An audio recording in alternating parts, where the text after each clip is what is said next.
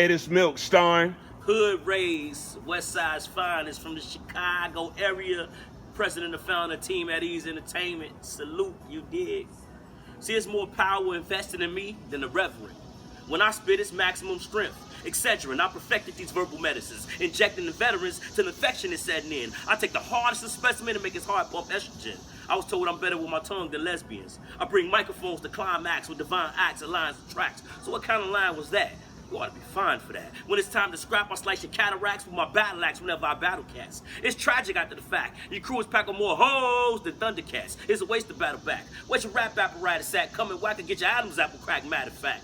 Nobody's bad as that. I ride the track smooth as Cadillacs, causing impacts to leave your focus out of whack. And apparently, when it comes to me and the average poet, there's a huge disparity. I'm not arrogant enough to think no other poets compare to me, but I have listened to other poets thoroughly and not sparingly, and maybe my vision is blurred, but I fail to see the similarities. Because I'm straight to the point like Cactus. And it's apparent that some of these cats lack this. So regardless of my status and baggage, I'm still as striking as a book of matches and attractive as a bag of magnets. See, because I got a it factor. I always give you enough to keep your mind and your wits captured.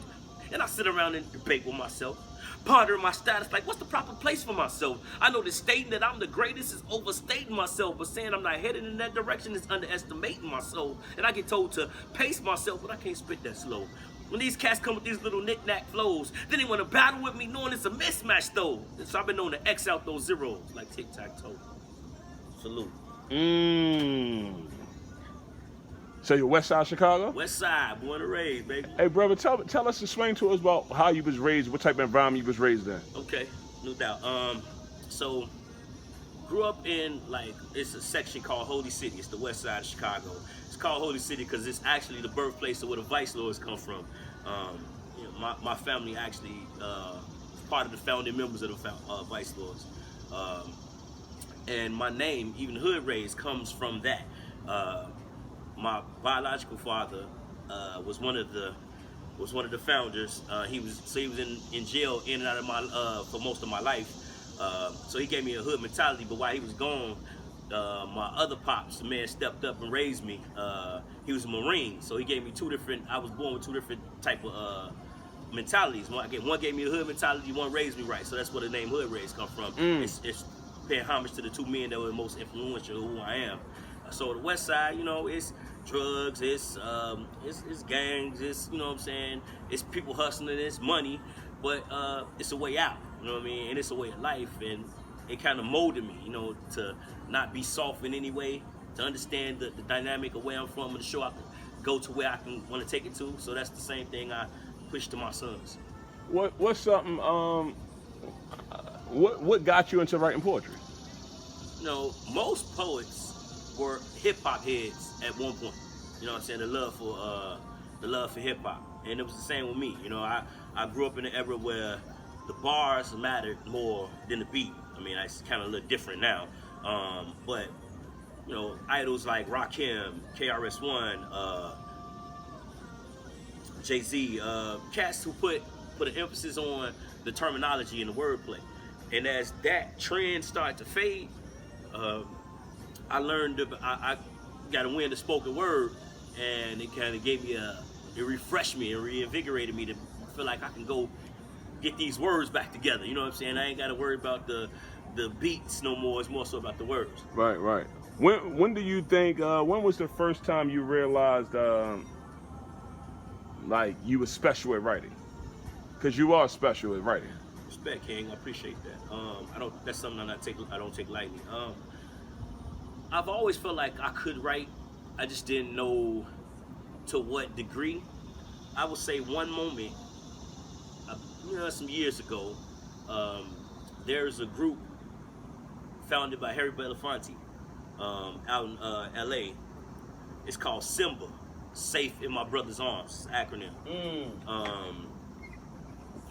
And it's about, you know, black men of integrity stepping up to the plate and putting, you know, and taking the streets back and being about, you know, being about the change that we want to see. Right. They came to an open mic we have out there at this place called the Touch of the Past. It's like sacred ground for spoken word. Okay.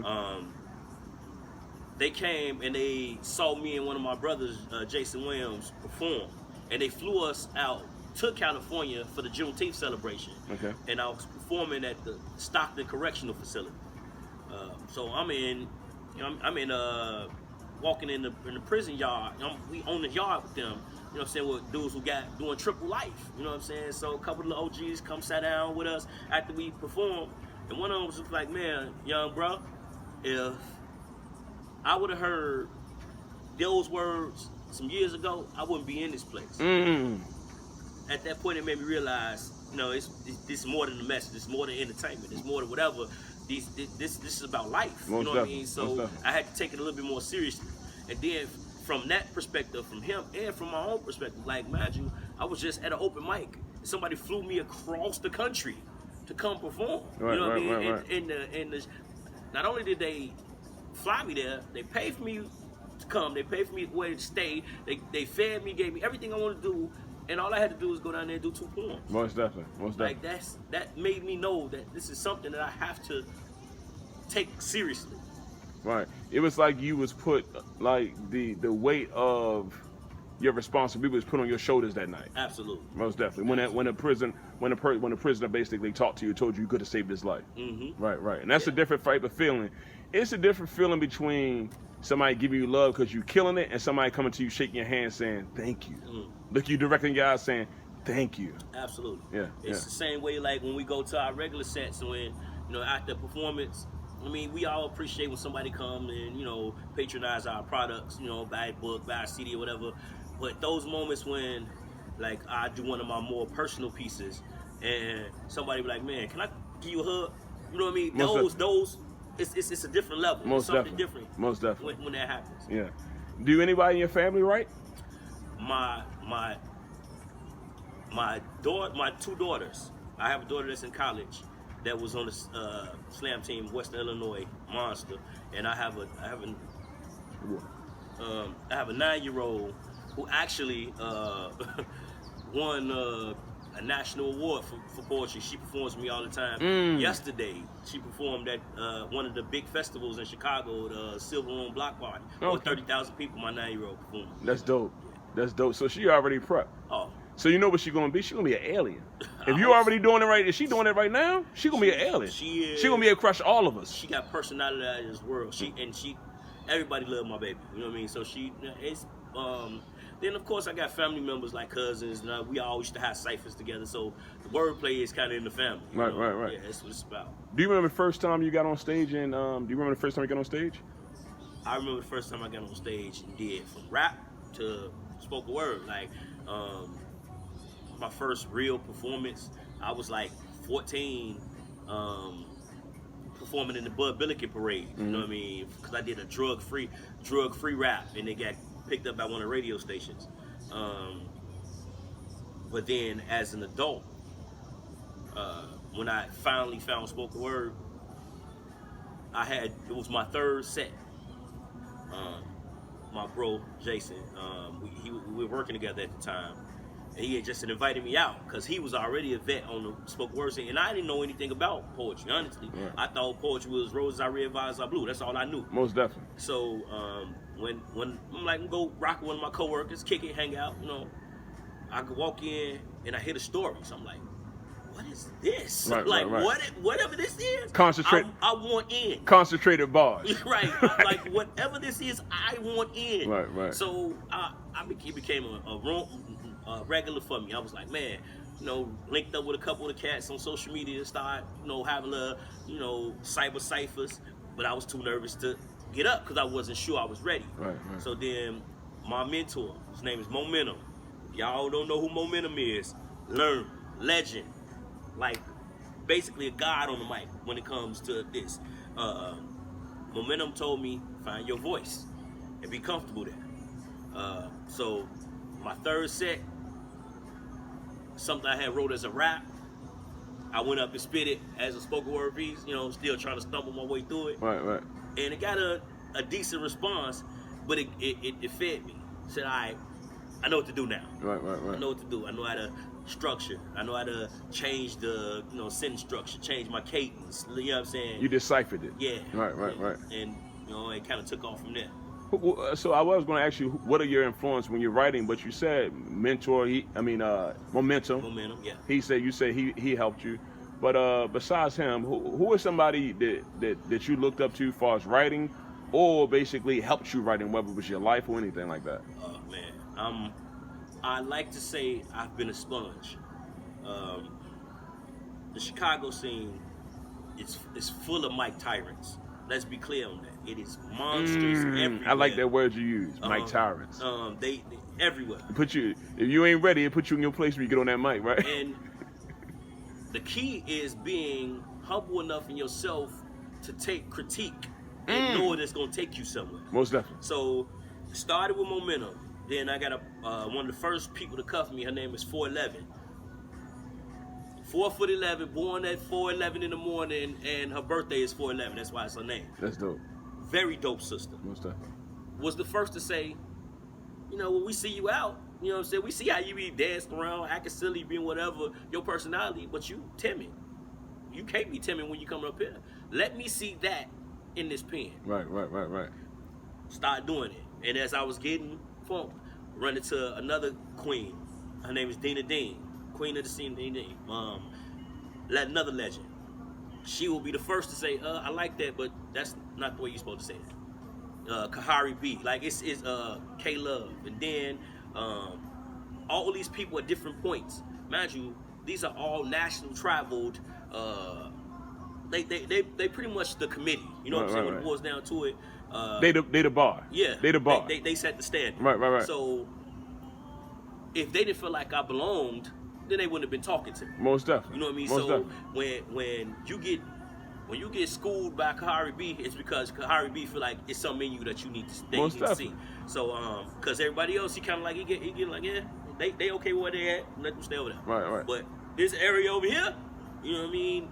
If you trying to enter this lane, this is what I expect from you. Most definitely. So when they held me to that standard, that's those moments I still enjoy now whenever I'm out and I see them just come walking to my set, walking to my event, and that we always salute each other. That's our thing. I walk in, I see the salute, and then when they leaving, it's either a head nod or a salute, and let me know that I'm still making them proud. Most definitely. That matters to me. And the funny thing, it's funny you said it because in the poetry community, it's funny, we just want each other to win. Mm-hmm. If you really dope, you shouldn't feel threatened by another dope motherfucker because you are who you are with people around you or people not around you. Absolutely. You know what I mean? So it doesn't make a difference if if you dope, you can tell other people you dope, right? Right. If you really dope, right? And if you dope, you should ever want other people to come up to the level you're at so the gang can continue to go. Absolutely. Yeah. Absolutely. Let me ask you this. Have you ever went blank in the middle of a poem? When was the last time you went blank in the middle of a poem?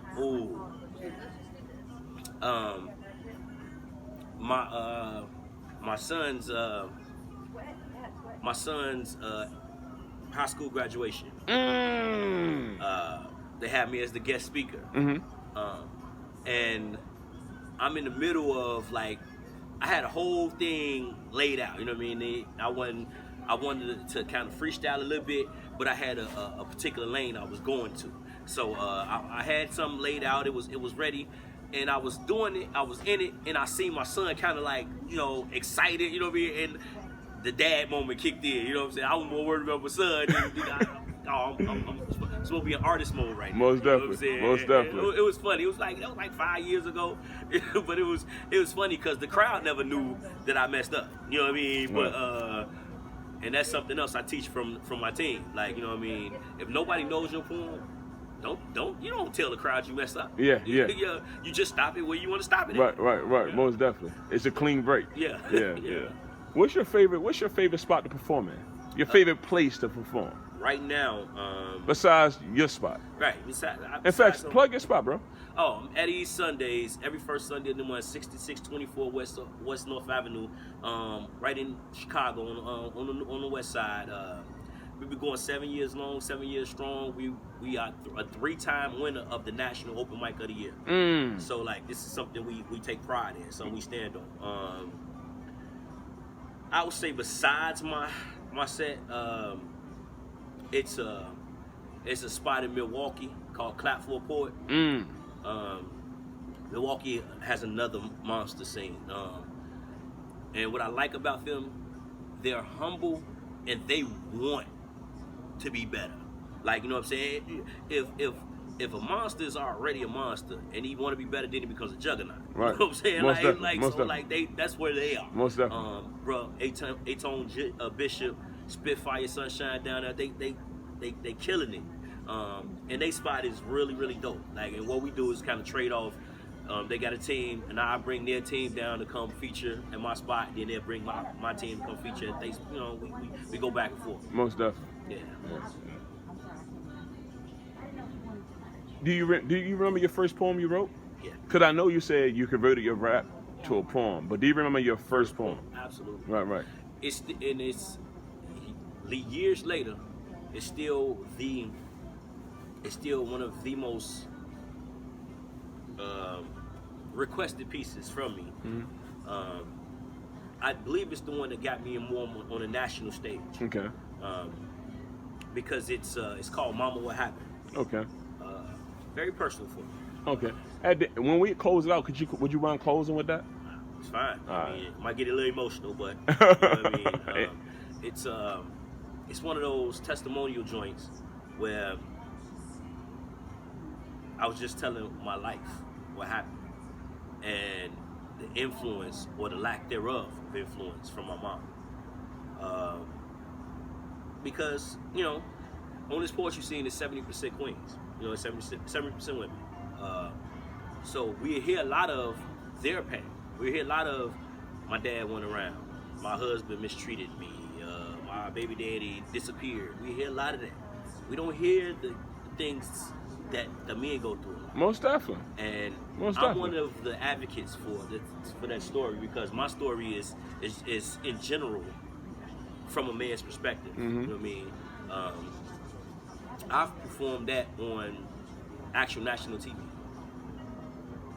And another version of it called She Took It. That was on channel 26, which is like a major show, The Jam. I performed at that with a connection from Wendy Jordan. Salute. You know, Wendy, I love you. How many poems do you have locked in your head? No, we just discussed this on social media the other day. Like, how many pieces can you spit from memory? Because some stuff you forget, and if you look at it real quick, it can refresh and you'll start spitting it. I would say right now, if we were to set up a mic and you asked me to just do some pieces offhand, I could probably relate to about 25. Okay. It's probably more, but some I even forgot that's there. You know what I mean?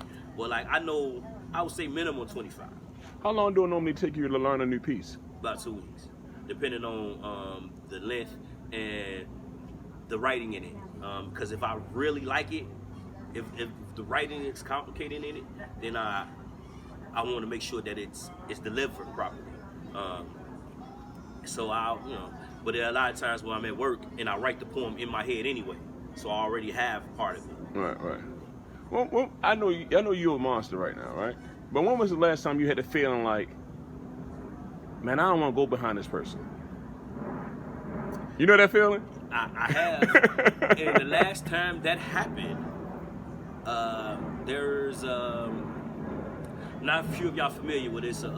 Recognized Tony Award winner on the album with Kanye, J. Ivy.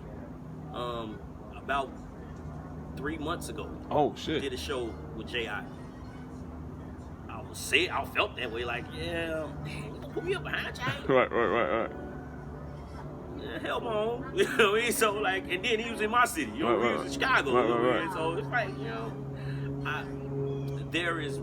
there's rarely ever an occasion where I will feel like I don't belong, and that's me affirming myself. Well, let me ask you this. I'm ready to bring in your team at ease that have him over there. But before we go there, I want to ask you this. When was the last time you, how can I put this?